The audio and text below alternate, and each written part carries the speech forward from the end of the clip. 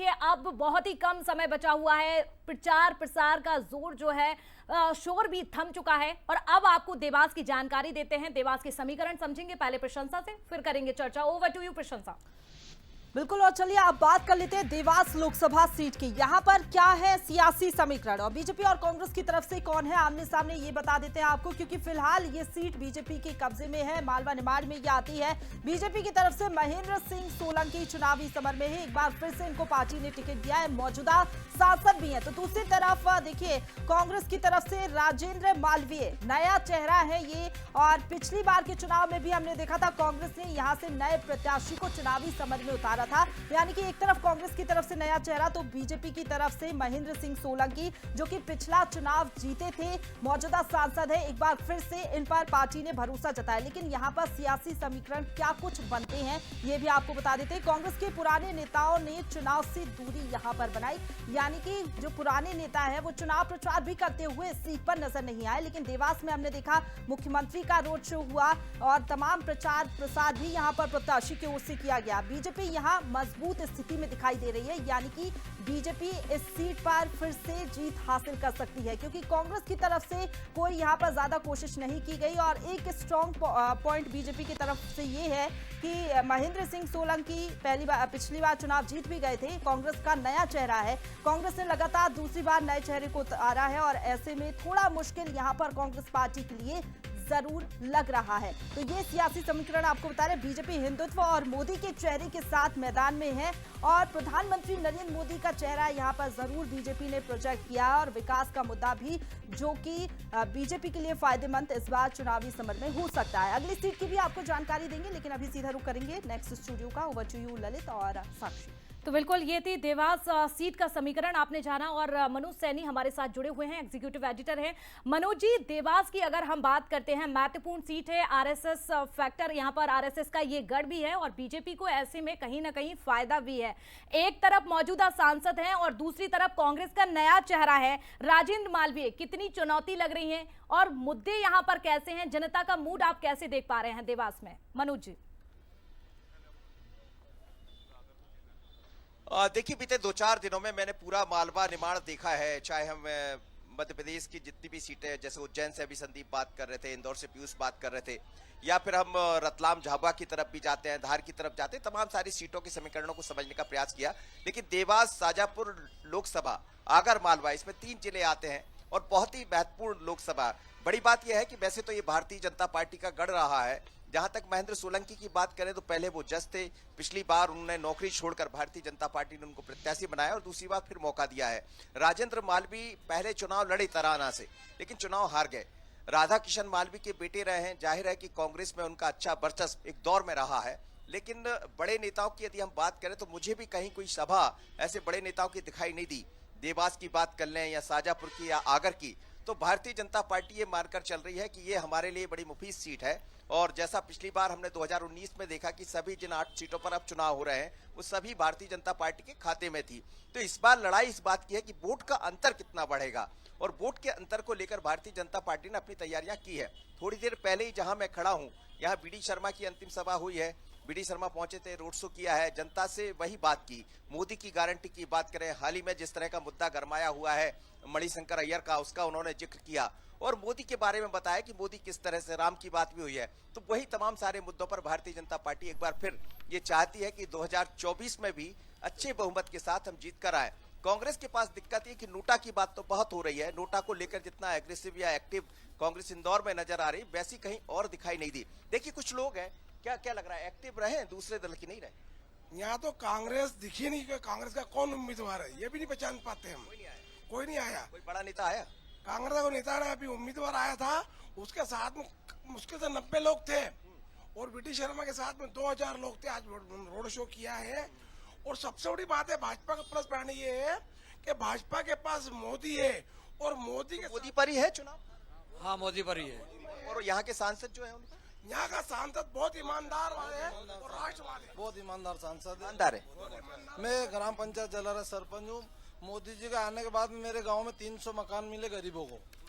मोदी जी का आने के बाद मोदी के चेहरे पर चुनाव हो रहा है ये, मोदी के चेहरे उसी का फायदा मिलेगा। हाँ, और हमारे सांसद उम्मीदवार भी बहुत बड़े आदमी है। बिल्कुल मनोज तो जी एक जैसा सवाल कह रहे और है राहुल, मेरा। आप लगातार रहे हैं यहाँ, मालवा आगर को भी आपने देखा, कैसा रहा यहाँ, क्या कहेंगे, बड़ी सभा हुई?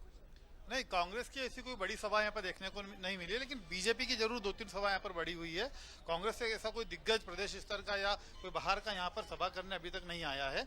तो कांग्रेस की जो तैयारियां आगरमालवा जिले में देखने को यहाँ पे बहुत कम मिल रही है, लेकिन बीजेपी काफी आगे निकल चुकी है तैयारियों के मामले में। प्रचार के मामले में बीजेपी काफी आगे दिखाई दे रही है। मनोज जी, महत्वपूर्ण बात यह है साक्षी ललित की बात ये नहीं है, ये तो पता है भारतीय जनता पार्टी ये मानकर चल रही है कि शायद इन सीटों को हम जीतेंगे, लेकिन बावजूद इसके दो जिस तरह के हमने देखे दौर रहे उसमें मतदान का प्रतिशत गिरा, उसके बाद भारतीय जनता पार्टी ने कोई कसर अपनी तरह से नहीं छोड़ी और इसीलिए बीजेपी ये मानकर चल रही है कि कुछ अच्छा दिखाई देगा बीजेपी के पक्ष में। मनोज जी एक सवाल और है, बनाने का प्रयास किया, एक सवाल ये है कि सज्जन सिंह वर्मा एक बड़े नेता है कांग्रेस की तरफ से और देवास से मुझे लगता है 2009 में वो सांसद भी रहे हैं यहाँ से, वो क्या यहाँ पर धरातल पर कभी नजर नहीं आए? क्योंकि अभी तो नहीं है फिलहाल वो उम्मीदवार, लेकिन उसके बावजूद एक कांग्रेस के बड़े नेता है। दूसरी बात, यहाँ राज परिवार का बड़ा कब्जा रहा है, पवार जो परिवार है, तो उसको उसके सिलसिले में जनता क्या कह रही है?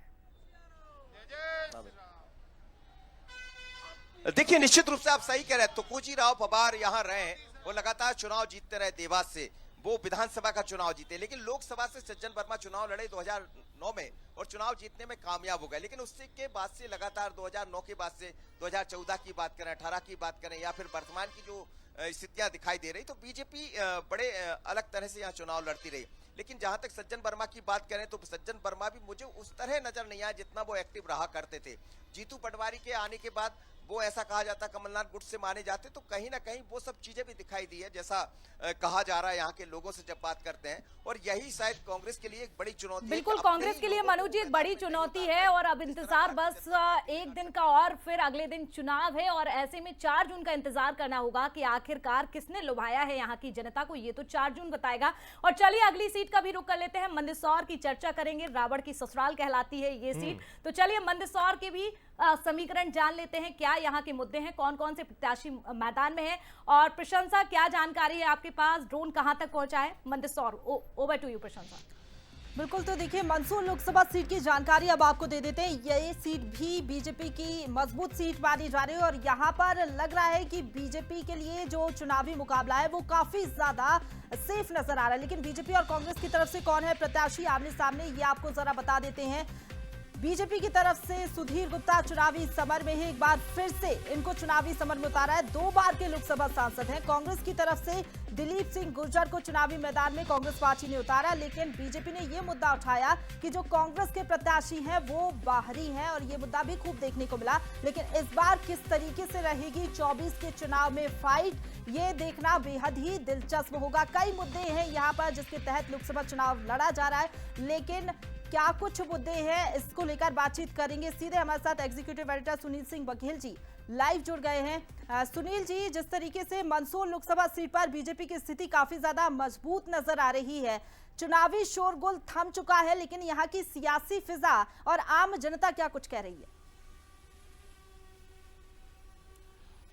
साक्षी, मंदसौर तो परंपरागत रूप से भाजपा की सीट रही है।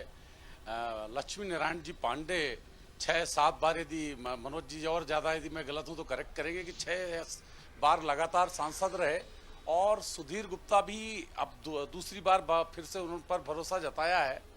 और उनके सामने जो दिलीप गुर्जर हैं, लेकिन जैसा कि अभी मनोज जी बता रहे थे कि देवास में एक तरह से वॉकओवर की स्थिति है, लेकिन मंदसौर में ऐसी वॉकओवर की स्थिति नहीं कही जा सकती, क्योंकि यहाँ उम्मीदवार बाहरी जरूर हैं दिलीप गुर्जर, लेकिन दिलीप गुर्जर सारी लहरों से अप्रभावित हुए बिना 4 बार विधायक जीते हैं। और मैं ये भी बता दूं कि जो जाति समीकरण है, हालांकि इतना ज़्यादा जातिगत प्रभाव नहीं दिखता जैसा कि हमको विंध्य क्षेत्र या भिंड मुरैना क्षेत्र में दिखा, लेकिन यहाँ जाति समीकरण में देखें तो गुर्जर मतदाता काफ़ी हैं और राजस्थान से सटा हुआ बॉर्डर है, तो वहाँ का भी काफ़ी प्रभाव रहा है रिश्तेदारियों का, इन चीज़ों का। तो गुर्जर मतदाता बड़ी निर्णायक स्थिति में रहते आए हैं, इसलिए ये नहीं कहा जा सकता कि भाजपा के लिए मैदान पूरी तरह खाली है। और ऐसी कोई उल्लेखनीय उपलब्धि भी नहीं है पुराने सांसद के खाते में कि जिसे इसे एक तरफा कहा जाए, लेकिन दिलीप शर्मा के लिए राह बहुत मुश्किल होगी। जी साक्षी। बिल्कुल सही कहा आपने। यहाँ पर बीजेपी के लिए राह जो है काफी ज्यादा आसान नजर आ रही है, लेकिन कांग्रेस के लिए मुश्किल है। फिलहाल आपका बहुत शुक्रिया हमारे साथ जुड़ने के लिए और तमाम बातचीत के लिए। लेकिन चलिए अब सीधा रुक करेंगे नेक्स्ट स्टूडियो का। ओवर टू यू साक्षी और ललित। कृष्ण साहब बहुत बहुत शुक्रिया आपका इस तमाम जानकारी के लिए। और साक्षी देखिए बहुत महत्वपूर्ण हो जाता है ये 8 सीटों पर चुनाव। दिलचस्प तो होगा ही, रण में चूंकि अब प्रचार खत्म हो चुका है और अब डोर टू डोर कैंपेनिंग करेंगे, तो ये बहुत महत्वपूर्ण हो जाएगा सुशील। बिल्कुल, और दौरे सभाओं का शोर भी अब थम चुका है।